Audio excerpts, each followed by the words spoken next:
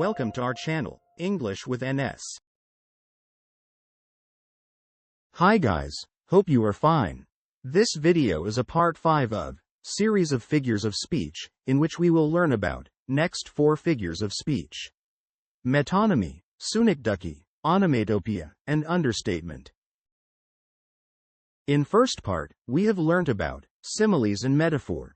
In second part, we discussed personification, hyperbole and apostrophe.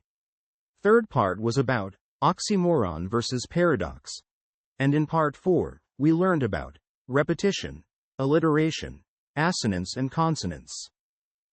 If you want to revise these, I am attaching the link of all parts in description. Now, let's dive into today's topic. Let's start with metonymy. Metonymy is a figure of speech where one word or phrase is used to stand in for another word with which it is closely associated. Or, in more simple words, metonymy is when you use a related word to refer to something. For example, the White House. It refers to the President of the United States, or the executive branch of the government. The White House issued a statement. Next example is Hollywood. It refers to the American film industry. Hollywood is obsessed with sequels. Next is the crown. It symbolizes the monarchy, or the reigning king or queen. The crown will find an heir. Silicon Valley. It denotes the tech industry, centered in the San Francisco Bay Area. Silicon Valley is leading in innovation. The suits. The suits stands for business people or corporate executives. The suits are in a meeting. Now, let's come to words. Synecdoche. Synecdoche is a figure of speech in which a part of something represents the whole, or the whole represents a part. Means, it's just using a part to stand in for the whole. For example, he has many mouths to feed. Mouths refers to people, usually family members. 50 head of cattle were sold at the market. Head refers to individual cows or livestock. The city is full of new faces. Faces represents people or individuals. The committee reached a decision. The committee refers to the group of individuals who collectively made the decision. I hope you understand both figures of speech. Let me clear. Main difference between metonymy and synecdoche. Metonymy is like calling something by another thing that's related to it.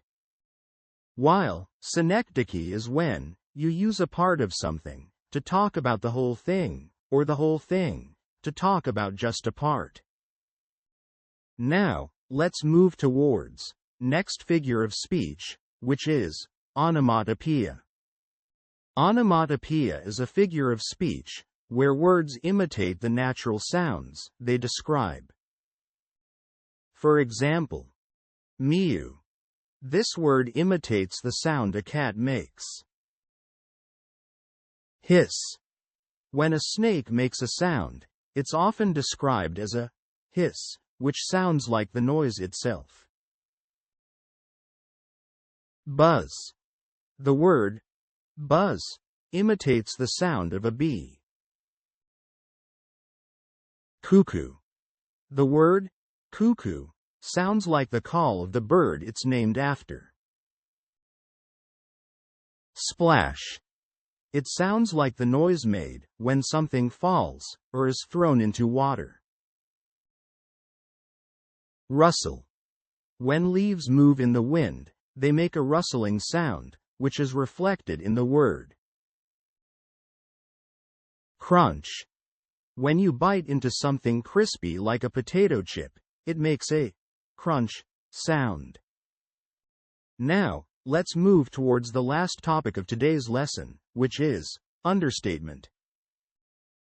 Understatement is a figure of speech in which a situation or a statement is intentionally represented as less important, serious, or significant than it really is, often for ironic or comedic effect. For example, on a scorching hot day, someone remarks, "It's a bit warm."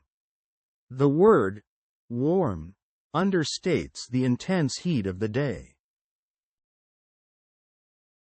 After a long and challenging hike, a hiker says, "It was a nice stroll."